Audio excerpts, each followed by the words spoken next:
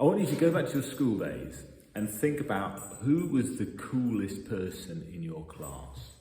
Who was it who had the most, whether it was popularity or credibility or whatever it was that was the word, cool probably wasn't the word, but who was it who had it in your class? And if you're being honest, if you took your time, certainly I could at the time, when I was a kid, I couldn't just work out the kind of coolest person. I could virtually grade my entire year group according to how cool they were. I mean, I certainly wasn't one of the coolest people. When I was at school, I was at a single-sex school, so that probably had an effect on it. I think, cool criteria were being rude to teachers or cheeky to teachers, being funny. If you knew girls, that was quite a significant thing. If you kissed a girl or more, my goodness, that was a cool point.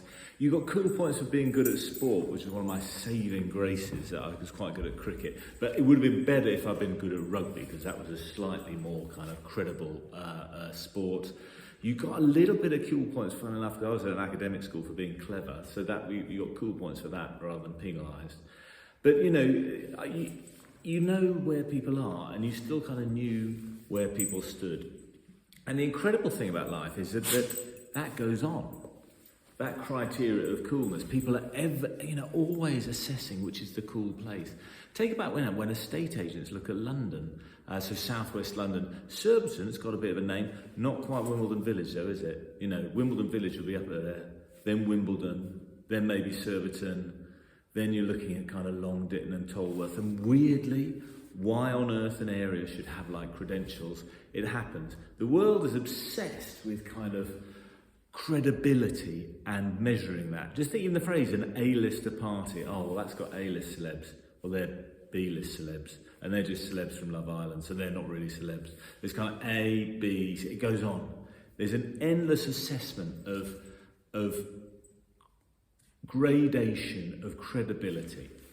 What on earth has this got to do with the Bible or Jesus? It starts with this parable about a mustard seed growing into a mustard tree. Now, the mustard tree is an unimpressive tree. If you want an impressive tree in the Bible, the impressive tree is the cedar from Lebanon. The cedar of Lebanon, it's now the kind of Lebanese national emblem. They grow to 100, 130 feet.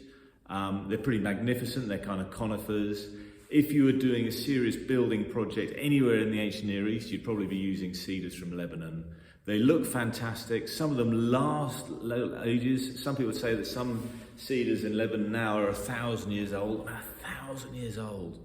This is a tree. And when Ezekiel is talking about a new Israel, he talks about building a place where there's a new seedling and a new tree, and the birds can live in the tree. They'll find their shelter there.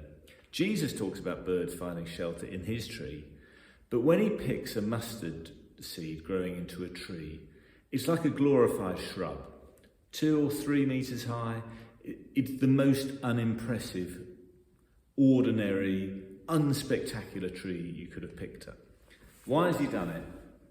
It's because Jesus does not care about status. He does not care about credibility. In fact, when he picks his disciples, he's not picking the princes and the dukes and the rabbis and the top-notch. They're just ordinary fishermen. They're not particularly good-looking. They're not particularly intelligent. They're just people, and they are the people who are going to be the key to the kingdom of God. One thing the mustard tree does, it grows fast. It's like a shrub. It grows like crazy. The church will grow like crazy.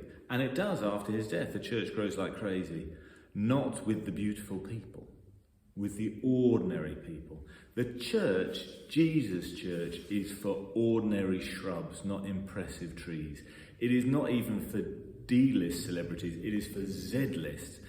The church does not care. The first shall be last, the last shall be first. It'll be the ordinary people who get invited to the Oscars in heaven. The Oscar winners, well, whatever. They can do whatever, because God doesn't care if you won an Oscar. He doesn't care about how cool you are.